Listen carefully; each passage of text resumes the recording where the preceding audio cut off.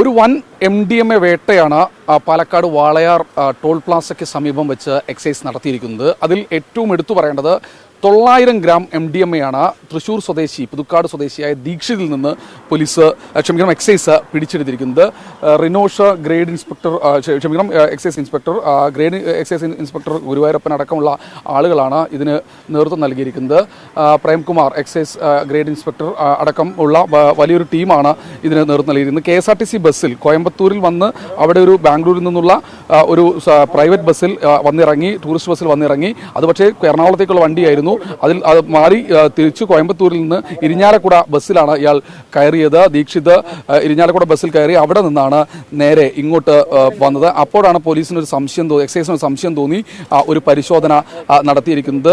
എന്തായാലും എക്സൈസിനെ സംബന്ധിച്ചിടത്തോളം അവരിപ്പോൾ അത് MDMA തൂക്കുന്ന ദൃശ്യങ്ങളാണ് നമ്മൾ കണ്ടുകൊണ്ടിരിക്കുന്നത്. വലിയ ലഹരി മരുന്ന് വേട്ട എന്ന് നിസ്സംശയം പറയാവുന്ന തരത്തിലാണ് ഇന്ന് രാവിലെ മുതൽ പാലക്കാട് നിന്നുള്ള ലഹരി മരുന്ന് വേട്ടയുടെ വാർത്തകൾ വരുന്നത്. അതിൽ ഏറ്റവും എടുത്തു പറയേണ്ടത് രാവിലെ 650 ഗ്രാം MDMA പിടികൂടിയിരുന്നു.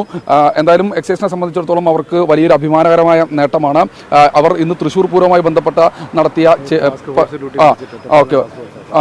ടാസ്ക് ഫോഴ്സാണ് ഇത് പിടിച്ചതെന്നാണ് പറയുന്നത്.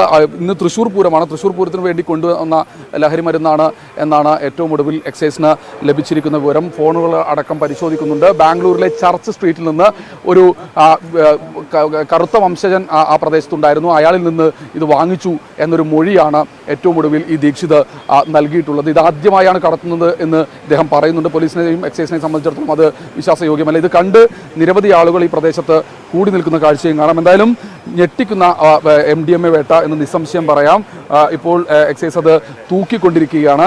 സ്വാഭാവികമായി ഇനി മറ്റ് നടപടിക്രമങ്ങൾ, ഇയാളുടെ ദേഹപരിശോധന അടക്കമുള്ള കാര്യങ്ങൾ നടത്തണമെങ്കിൽ ഒരു ജില്ലാ മജിസ്ട്രേറ്റിൻ്റെ അല്ലെങ്കിൽ ഒരു ഗസറ്റഡ് ഉദ്യോഗസ്ഥൻ വേണം. അദ്ദേഹത്തെ വിളിക്കാനുള്ള നടപടിക്രമങ്ങൾ ഒരു ഭാഗത്ത് നടക്കുന്നുണ്ട്. എന്തായാലും രാജീവ് സുധീനൊപ്പം ശ്രീകുമാരൻ, 24 പാലക്കാട്.